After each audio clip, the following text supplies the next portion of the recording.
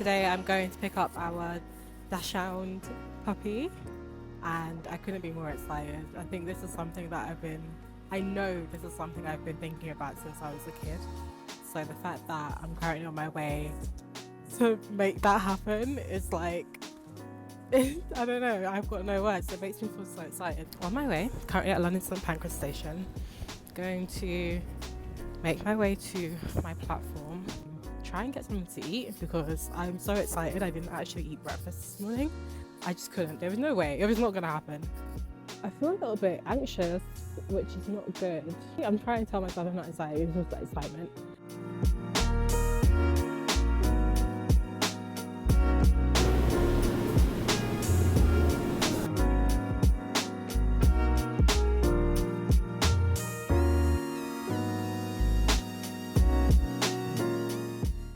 Ready for your close up. I feel so bad because he's actually been napping.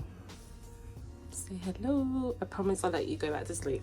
Today I really want to do a video talking about our puppy Bosco and yeah, introduce him to the channel. Bosco is going to be 3 months old in a few days and I thought now is a better time than any to talk about him and what he's like because now we've had him for some time.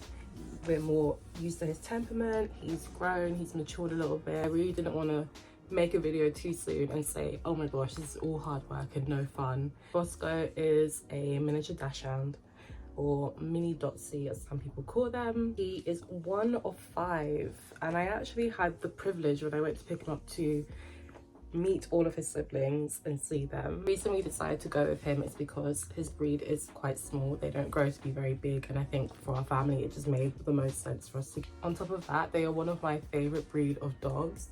Every time we have been out on the road and we've seen one, I just cannot get over how cute and like ridiculously shaped they are. We purchased him on the 2nd of January, so right after New Year's. I was going to pick him up outside of London. I think the day that I picked him up was probably something I would never forget because it was such a journey and probably the worst day to go and pick anything up from far away when you don't drive. I knew it was going to be cold and wet and rainy, so I don't think I expected all of this, so I'm a little bit like... Because my journey to pick him up was so, I guess, treacherous in the sense that when I got off my coach and I actually started walking up the road, there was a storm. The couple we had got him from were kind enough to invite me into their home. They don't mean invite me into their home as in like invite me into their home and just do the transaction, get the puppy, pay the money. They let me into their home, they let me dry off, they let me meet their daughter, they let me meet the other puppies and they fed me soup. I was soaked literally down to probably my socks. They were also kind enough to help me get home or get back to the station. They drove me back to the station so I didn't have to catch another coach with puppy to London. And once they arrived back in London, I surprised the kids.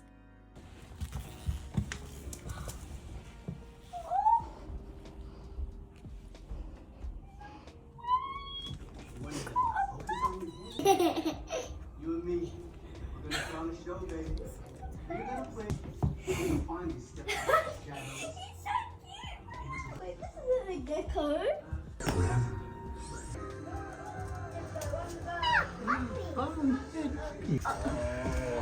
He came from a home that has children, and on top of that, the lady that we purchased him from is a childminder, so he was already perfect for our family in the sense that he had been around children.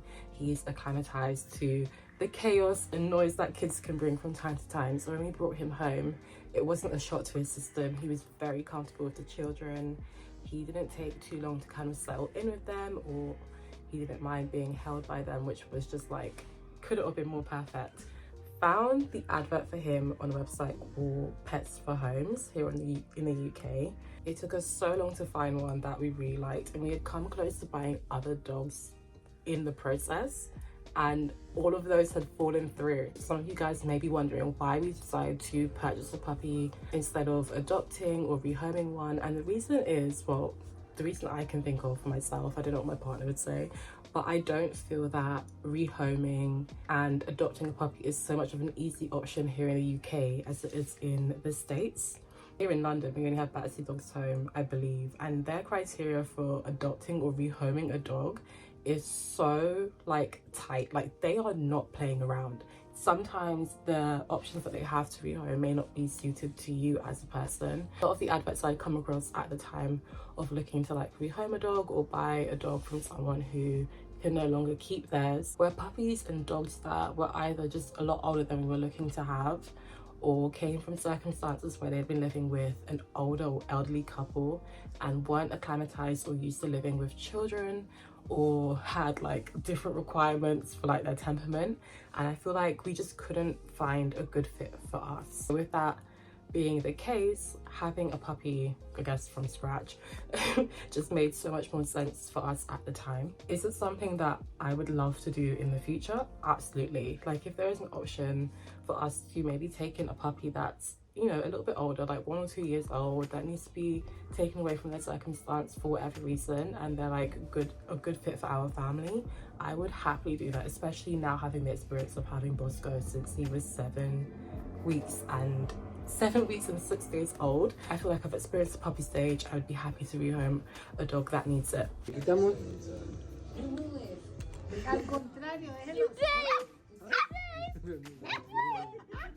Eso, muérdalo, muérdalo. Eso, muérdale esa mano. Bailey, why are you so active, bro? Hey. Yes.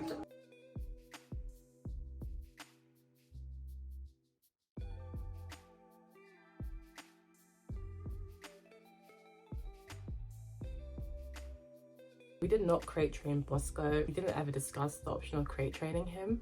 I do understand the benefits of giving dogs their own space and like a safe haven for them to go to when they need to, but for us it just didn't feel like something we needed to do. It was an option that we've spoken about at the time, so he's not crate trained. With toilet training, we decided to train him on pads, which again is also another very controversial option. If you read a lot of Reddit pages, there's the belief that once you puppy pad train them, you've taught them to be on anything that is soft and comfortable. While I completely understand that, I feel like for us it hasn't necessarily been the case. And we got him and he was a baby. He did come into the house and wee on the rug, which for a couple of weeks was like his sweet spot. Every time he got on the rug or on our sofa, he was like, yep, I'm gonna pee. But that's also chalked up to the fact that he was a baby at the time. He was only 8 to 9 weeks old, so I don't expect a puppy of that size or that young in age to know how to hold their bladder. It's something we trained him out of eventually, but we did encourage him to use the puppy pads, and for a long time he was really good at using them until we hit the 3-month mark. When Bosco turned 3 months old, he just refused. Like, I don't know what it is. Some people say it's like the puppy regression stage where they reach a certain age and as they're growing, their brains grow and they kind of forget their training. Whether that's true or not, I cannot confirm. I am not a scientist or a vet, but all I know is he hit 3 months, and from the minute he turned 3 months old, he was like, I don't care what you want from me, I am not peeing there. And it was so frustrating, and it really made me want to pull my hair out for a good 2 weeks. It was so stressful. I even posted on a Reddit group about it, and I never really post on Reddit just because it's something that I use to kind of like spy on everyone else's problems and not talk about mine. Funnily enough, the day that I posted on that, I just decided, you know what, this is getting so difficult. I'm going to tempt him into weeing on the pad no matter what. I cut up some cheese, and every time he would be on the mat, I would give him a block of cheese. I think that kind of training and getting him to get to that point where he heard the command, he got cheese, was the catalyst behind him being really good at going to the toilet now. Taken Mr. B on his first ever walk and he is shattered. He's really tired. He got tired like 10 minutes into the walk. Mr. B, we gotta keep going. Come on. Come on. He just doesn't want to participate. He's just well tired. He's a baby. I don't know for a fact, but I don't think these breeds can walk for very long anyway. So he's probably just like, girl, I'm not even biologically cut out for this strolling and striding and walking and jiving, are you? I think it was a cute little first walk for him. He's met quite a few dogs today. Oh look, Bosco's a 3-legged dog. Oh my god. Oh my god. In terms of like general training, he's just been great. He knows how to give paw, and that was something that we managed to teach him at like 9 weeks old. and he can sit and he can lay down. His temperament and who he is as a puppy, like I said, he is so chill, and at the moment he's currently sleeping in his bed while I'm like here rambling. He just loves to snuggle at any given opportunity. Anytime he can sit with you to just lie down, he's gonna sit with you to lie down, and I love that about him. Yeah, I'm trying to think of what else I can tell you guys, but I feel like that's pretty much it. Next video we get to see this and how it relates to him and what he has to do with these granny squares. But for today's video, I just wanted to quickly talk about Bosco, show you him. I tried to make it as like puppy heavy as I possibly could. When we were looking at getting him, I was all over YouTube just enjoying videos of puppies, and there you go, here's my gift to the internet, some dog content. So that's all from me for today's video. Thank you for spending a bit of your time with me today, and I will see you in my next one.